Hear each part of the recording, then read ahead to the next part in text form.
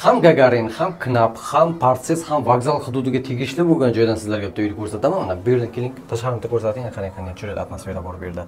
Yashillik va bolalar bog'chasini ham ko'rsating bu tomonda. To'g'rimizda bolalar bog'chasi, narilarda 42-maktab. O'sha 42-maktabning oldida Chorniy park deymiz, vokzal parki bu tomonga yursak, Knapga, Gagaringa chiqib ketadigan ko'cha. Xullas, 2 xona 3 xonaga aylantirilgan uyimiz sotuvga chiqdi. Videoni oxirigacha tomosha qiling. Ipoteka va naqd asosida ham sotiladi. Bir boshdan tomosha qilamiz. Bu uyimizning kirish eshigiga uyimiz o'rtada joylashgan 4 qavatli domni 3-qavatida bo'lyapti. Sanuzel bir joyda bo'ladi. Dekor plas qilingan, suv uchun aristonlar bor, suvga sveta momo yo'q bilasizlar bu hududda va biz hozir mana bu yerdan 3-xonamizni tomosha qilamiz. Bu aslida oshxonaning joyi, 3-xona bolalar yotoqxonasiga mo'ljallab qo'yilgan. Hamma xonada deraza bo'ladi bilasizlar. Eski dom tushunsiz zo'r.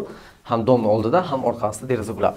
Bu yerda mehmonxona qilib foydalanasiz va balkonimizda esa uyimizda oshxonasi joylashgan. Oshxonani yana bir bor ko'rsatib o'tamiz. Oshxona meblari qo'yilgan, fartuqlar kafelda, gaz plita, vытяжкалari bor.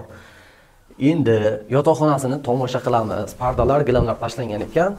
Mana bu turba nima ekan desam, bu yerdan gaz o'tgan ekan do'stlar. Ukrainsk pechka uchun mana bu yerga tochka qoldirib ketgan. Agar olsangiz, bu yerga bitta pechka qo'yib olasiz, uyingiz issiqqina bo'ladi.